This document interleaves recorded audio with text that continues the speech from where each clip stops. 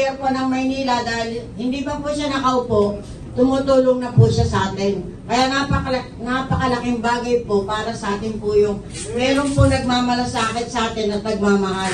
Kaya po habang nagsasalita siya, siya lamang po sa dinami-rami po ng mga tumatakbong mayor dito po sa atin sa Maynila. Marami na po tayo naranasan na iba't iba po ang mga pinapakita po sa atin. Pero kay Ma'am Mara, hindi pa po siya nakaupo. Napakaganda na po ng mga sinasabi niya. Kaya pagtulungan po natin, gawin po natin yung pinakamabuti para maipo po natin si Ma'am Mara dahil para rin po sa atin, para po sa mga kinabukasan po natin. Wala po tayong ibang malalapitan kundi siya. Kaya sana po, lahat po tayo, magkaisa po tayo. Huwag po natin siya pabayaan. Ipag-pray po natin sa Panginoon na siya po ang manalo. Kasi marami pong kalaban. Andiyan po lahat ng mga kalaban na talagang wala naman pong nangyari.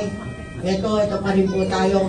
Ngayon po, kung si Mara po ang mananalo, maaaring tayo po ay may mga kinabukasan. Dahil hindi pa po siya tumutulong na po talaga siya. Marami na po siyang natulungan. Kaya nagpapasalamat po ako sa Panginoon sapagkat meron pong isang Ma'am Mara na handang tumulong po sa atin. Kaya binabalik ko pa na po ang sa ating kapagsalita. Salamat po. Maraming salamat, baby. Yung pangarap nyo na muling maibalik ang inyong mga hanap buhay, lalo kayong mga vendors na naghahanap buhay sa kalye, makakaasa kayo na pagka si Ma'am Mara po ay yung tinulungan at si Ma'am Mara ay nakapwesto na, makakaasa kayo na kayo po ay makakapaghahanap buhay ng maayos at kikita kayo para sa inyong pamilya at sigurado ang inyong paghahanap buhay ay hindi na po maaabala. Magkakaroon po kayo ng maayos na lugar para sa inyong paghahanap buhay. Masama yan, masama po. Okay. Akin na po tinatawagan ko ang ating district leader po, si Cecil, at saka si Didi. Okay.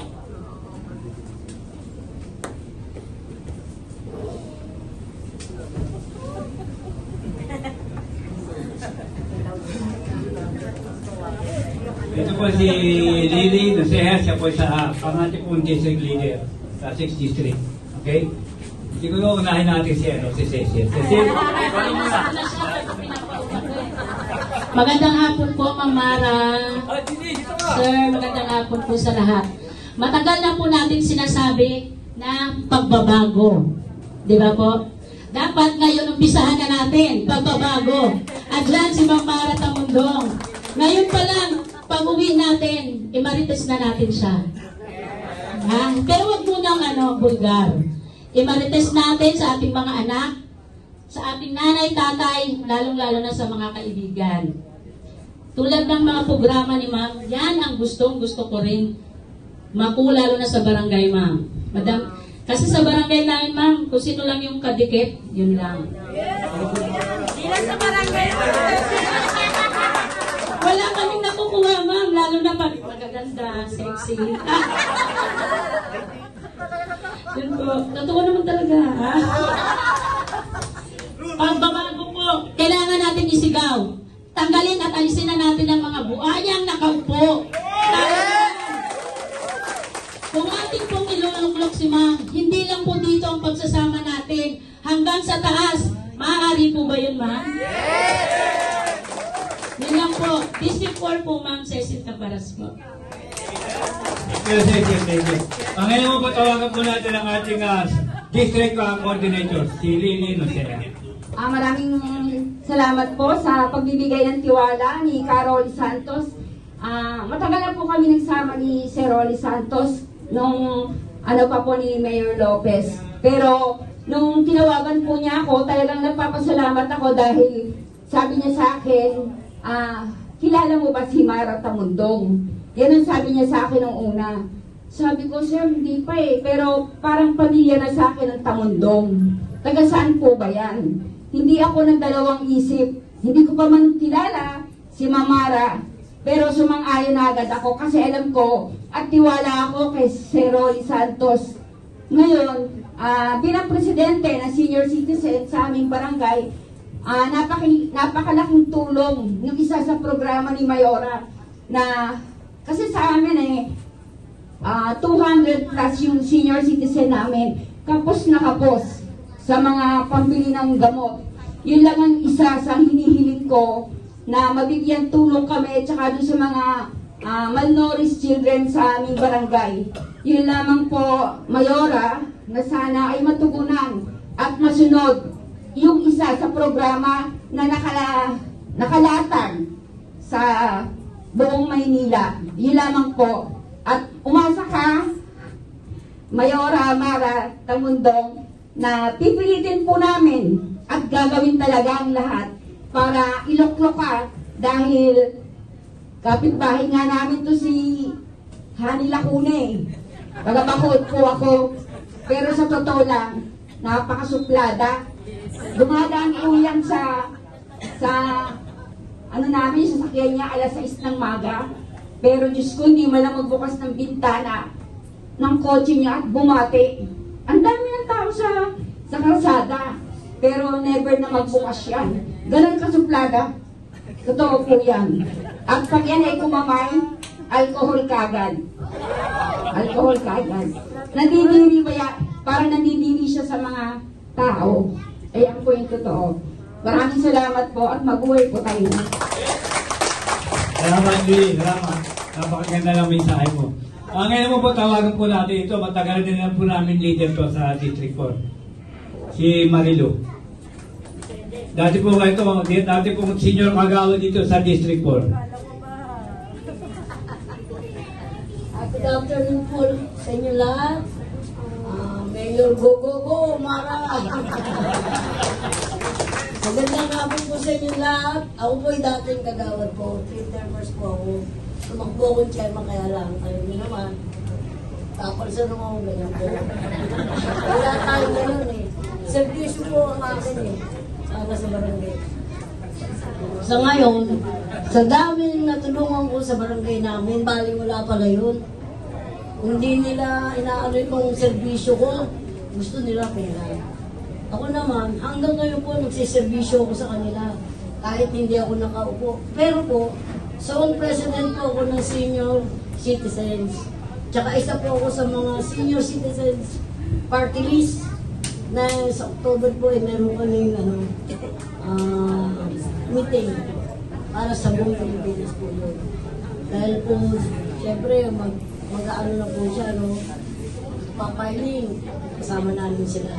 Sa ngayon po, bilang isang zone coordinator din po dito, sa Zone 44, District 4, ay isa po ang uling pili ni Sir Rolly, tsaka ni Ma'am Remy. Tagal na rin po kami magkakilala. Dahil kung hindi po sa kanila, hindi rin po kami magkakilala. Maraming po salamat. Go, go, go! Okay, thank you. Meron po ba? Meron po ba na gusto pang magbigay ng kanilang mensahe? Sino? Chairman? Si Chairman? Sino? Former Chairman ba? O sino? Chairman! Mas maputi ang buko sa'yo. Kukulay lang ako. Pasensya na po. Pagpila talaga po. Magandang hapon po o gabi na sa inyo, Mamara, sir. At sa inyo po, mga zone coordinator at mga leader. Dati ako chairman, 15 years din ako naging first kagawad. Kaya lang din, sabi nga ni sa district for the leader na kagawad, hindi nga ang mga kapitbahay natin ay tulungan mo na. No, wala pa rin. Natututo talaga sila na no? Pero gawin lang natin yung good sa kanila. No, huwag tayong magtatampo, huwag tayong magagalit para hindi rin naman sila lumalayo. Para pagtakbo mo ulit, kahit tagawad lang, bumoto ka pa rin. Kaya ngayon, dito ako, iba, para maging zone leader, gagawin ko yung mga kaya ko para sa kandidatong dadaling ko. No? Yun lang naman ang ano ko Kasi marami na ako na pagdaanan, pagmula pa sa mga dating mag-mayor, wala ako na pala. No? Baka kay Mamara, may mapala ako. Diba? Naging leader ako ng Tiesa, naging leader ako ng Kaisa. Kailangan nyo naman siguro yung Kaisa. Nag-iisa na lang po ako ngayon. Yun lang po yung experience ko, no? Taga-Hipodromo po ako, Santa Mesa, Barangay 629, 5 zona kami. Yun lang po yung aking sa inyo. Maraming salamat po. Okay, Chairman. Pwede ko ba tawagan sa inyo kanina yung kausap ko? Pwede ka? Magbigay ka ng mensahe? Ha? Galing ko sa San Miguel. So, leader po natin. Galing naman, sa Kabataan naman. Dalawa kayo, di ba? Dalawa? Okay, dalawa na. Halika, kayo dalawa na. Ay! Sige, kayo muna. Ako nga pala si Francis Lozada. 16 years ako naging kagawad ng Barangay 843, yung the biggest barangay in District 6 sa buong Pandakan. May papangako ko lang kay Mamara, kay Mayora, na kung sakali na kailanganin niya po yung bawat barangay magkukokus, kaya ko pong magtayo ng stage para po sa kanya. Totoo po yan. Mayroon lang isang barangay doon na hindi ko po kaya, parang hindi ko kayang kausapin kasi meron siyang ninong na si Abante. Yun lang po ang binababag niya sa isang barangay. Matagal na rin ako naging kagawad, siyempre. Ang dami ko ng pero hindi po ako umawak ng kandidato, hindi rin po ako inawakan ng kandidato. Napalapit lang ako minsan kay Ma'am Sandy Ocampo.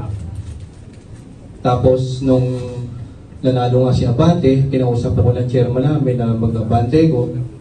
Sabi ko, sige, pero hindi ako kikilos, sabi ko kayo.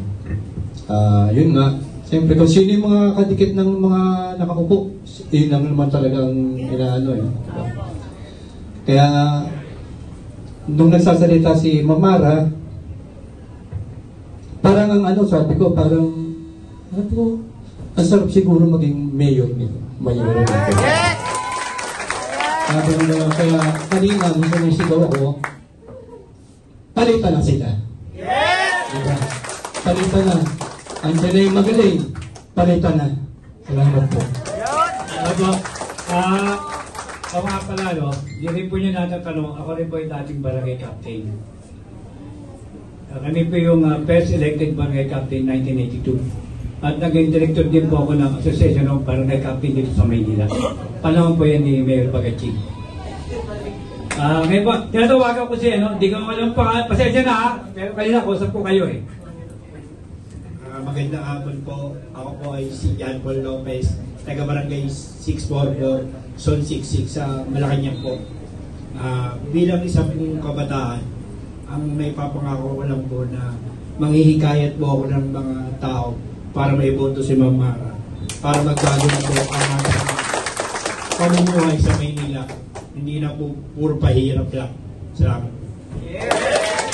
Salamat. Si Brother Man. Magandang hapon po. Ako po si Tyson Samson. Nakatira po sa Barangay 645, Zone 67. Isa po kaming vendor sa La Consolacion. Ngayon po wala na po kami pwesto kasi pinapalis na kami dahil palakasan daw po. Yun po yun din po na gusto ko kayo Mamara. Kailangan natin ibuto si Mamara at pagtulungan natin na magsikap na makaupo siya. Kasi yun lang ang pagbabago natin lahat. Sigang Mamara lang ang buhay natin. Kabuhay na Mamara! Salamat. Meron po ba?